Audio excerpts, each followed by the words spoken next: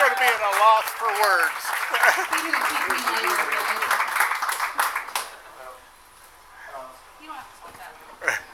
She said I don't have to talk that long. Y'all know me. Okay. Anyway, I keep advocating in Congress that instead of being limited by minutes, we should be limited by words. Because it's just unfair to some of us. But anyway, I'm here to honor our state representatives and to honor our state senator, their friends. Think the world of them. They're doing such a great job. But as I was sitting there listening, I didn't want anybody to get the impression that things are so rosy that we don't have to worry. Because I was talking to one of the leaders of the Collin County Republican Party, and I didn't realize, he said the Democrats had a powerful showing in the last November's election. Collin County. He said these folks are moving here for all over. They've ruined California, they've ruined New York with their socialist ideas, so they need to go somewhere where the taxes aren't so high, they've got more freedom, so they come here and start voting for the things that destroyed California, New York, and Illinois. And so we're glad to have people come. But don't mess our state up like, and the only way we're going to keep that from happening is from Republican groups all over the state, and especially here. People are starting to take our area for granted. And you need to understand, you know, I know before I got elected, there'd never been, there were 9 counties in our 12 that had never voted for a Republican for Congress. And so, you know, the party has changed. I carry them all each of the last several times, but, you know, at some point, all the vilification will take its toll. But anyway, let me give you an update on Steve Scalese. What a great guy. And y'all, some of y'all had heard and mentioned to me, you know, you'd heard I can cook ribs again. And that was, Steve Scalese is the one that made that happen.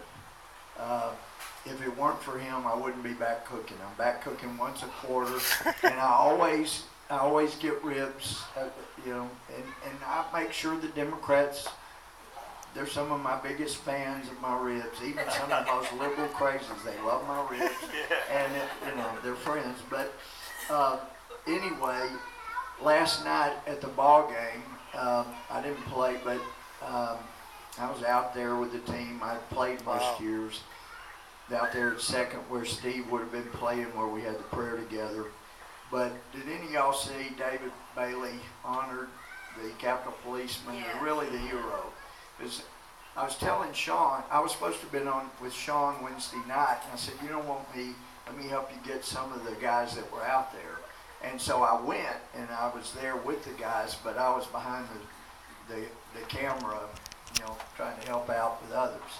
And so if somebody tells you, if I see a camera, I got to be in front of it, you can tell them, no, I know that's not true. There's a lot of times he's behind the scenes working, and I do that a lot. And I help Sean and other people. They call, what should we do? Who should we have? And I help them out. And but Barry Loudermilk, we didn't get him on Wednesday night or last night, and I deeply regret that. Barry, according to the FBI agent, that after they'd analyzed where all the shots were fired, the guy started at third base side, was working his way around. Some were able to get away, like Rand and a few others. They were at the back batting cage, they were able to get out. But there were a lot of others who were funneled over that direction, and he was moving around that direction and shooting from behind stuff. And it wasn't just a small AR-15 round. It was a big 7.62 millimeter that most bulletproof vests don't stop. So it did a lot of damage. And if Steve hadn't practiced that day, these guys, all the ones that were hunkered down and couldn't get away, he was moving their direction. And Barry was going to be the first he got to. And after he hit Matt Micah. And Matt's doing much, much better. He had an exit wound, but it didn't hit anything that couldn't be repaired. But the FBI agent said that Barry said, was hiding behind this little kind of closet thing here, and the FBI said, no, you weren't. Yeah, that's where, he said, this is the most highly concentrated area of the rounds, this little area where you were. And as he was moving his way behind things toward Barry, he saw Crystal, the Capitol policeman that was out there with Steve. She got hit in the ankle and it took her down, and she slid down the side of the car, but she's still picking up her gun, just in horrible pain, trying to shoot. And Barry said, I got nowhere else to go. He's coming my way. And I thought, maybe I got a chance to get to Crystal's gun and maybe shoot, but he'll kill me on the way. And I didn't know what to do. And he said, I was sure praying. And when I thought I was done for, because he was coming up close enough to hit him, that's when David Bailey stepped out from behind the car and started drawing fire.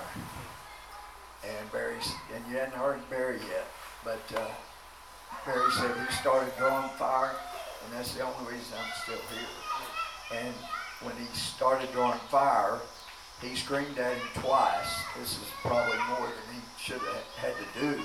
Drop your weapon, drop your weapon. He said when he said drop your weapon twice, he took two incoming, and he fired twice rapidly, and that must have been what took him down. But anyway, so there were a lot of guys that owe their lives to Crystal, but especially to David. Did any of y'all see him throw out the first pitch last night? So he's walking off the field from the pitcher's mound, and I know David. And every time I cook ribs for all the other members, I don't cook them for staff, for members, and for the Capitol Police. I always make sure, these are great guys, and they love me, I love them. And so I made my way around behind home plate, and I got over there to David, and I yelled, David, because he was about to go up in the stands. And he turned around, and he saw me, and he got this big old smile on his face, and I came up and hugged him, and I said, thank you for saving so many of our guys. And he said, this is his humility. He said, no, thank you for all the ribs you've let me have. I mean, what a man, what a hero. But I saw Crystal in the hospital Wednesday night, and I was there when the president got there. And by the way, he's an amazing guy. Sunday before last, I was on Fox News, and I have to go to Dallas to the studio there because the stations here aren't able to do it. And so I'm coming back. It's an hour and a half downtown if we do everything right, hour and a half. I'm on my way back, 30 minutes from Tyler, and I get a phone call and it's unknown. And I don't take unknown, except the last time it was unknown, it was the president. So I went ahead and took the call, and the voice said, this is a White House operator. You hope for the president? Yeah, okay. And Trump comes on and says, Louie, you were great a while ago. You were great. He said, I'm telling everybody, you got to go watch Louie on Fox. He was great. He said, you said more in 10 minutes than all my Harvard lawyers put together said all year long. You were great. You made the case. You did. Anyway, when I got home, I told Kathy, and said, well, was it on call? Well, and I looked, and we had talked for over 16 minutes. So, but the last thing I told him, and I meant to tell you before we started, but because we haven't been getting things done that need to be done, the things we promised. But if you go back and look, our speaker and the leader in the Senate, McConnell, did not run on the main planks in Donald Trump's platform, and the party platform. They're okay with a little bit of amnesty, though they don't call it amnesty. They were not for a wall. They were not for the tax reform that the president ran on. And, they were just, and I know Paul did a great op-ed in support of the Trans-Pacific Partnership. and Trump ran all against that. We're not doing that. So there's so many of the most critical things Trump promised that the two leaders in the House and Senate did not run for, did not want. And I'd already challenged Paul earlier when he was running, had nobody opposing him. Said, well, you didn't even give a speech so we could ask questions. I want to know, are you going to support the things that Trump ran on, even though you ran against them? And we had a discussion about that. But anyway, so at the end of my conversation with the president, I said, I need to tell you one more thing. I greatly appreciate you calling, and it was a great call. He's amazing.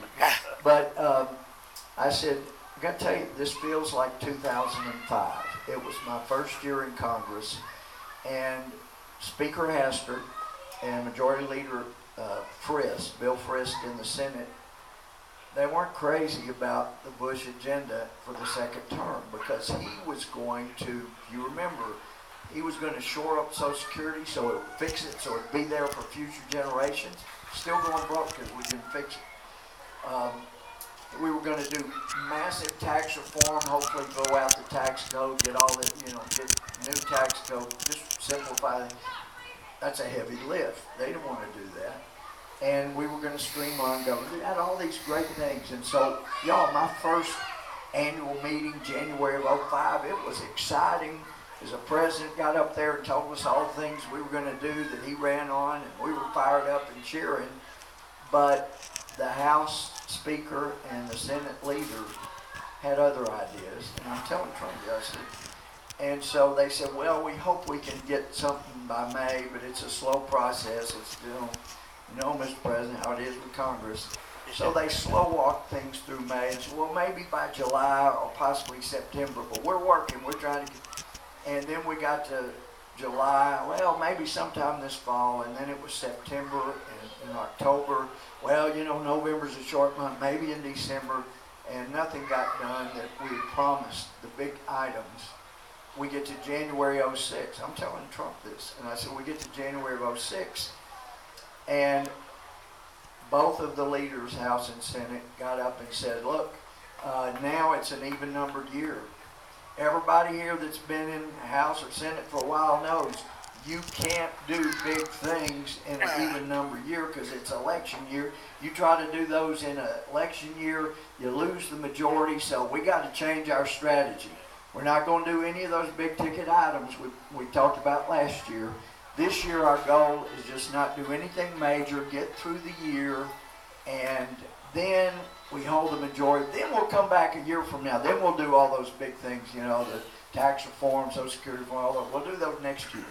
And I got up and I said, well, if you think there's any chance of losing the majority, this has to be the year we do those things. And I also think if we do the big things we promise, we don't lose the majority. Well, that was a minority position because most of them said, no, we can't do the big ticket items in an even numbered year. I said, Mr. President, you're being slow walked. And it feels exactly like what happened in '05. Now we're already to June. There are already senators, Republican senators, saying probably won't get to health care reform this year. Probably won't get, if y'all heard, probably won't get to tax reform. We just can't agree on the specifics. We're talking about we just probably, and I said, they're slow walking it like they did Bush, and we can't afford for these things not to get done. And he said, well, they hadn't dealt with me before. So you probably saw in the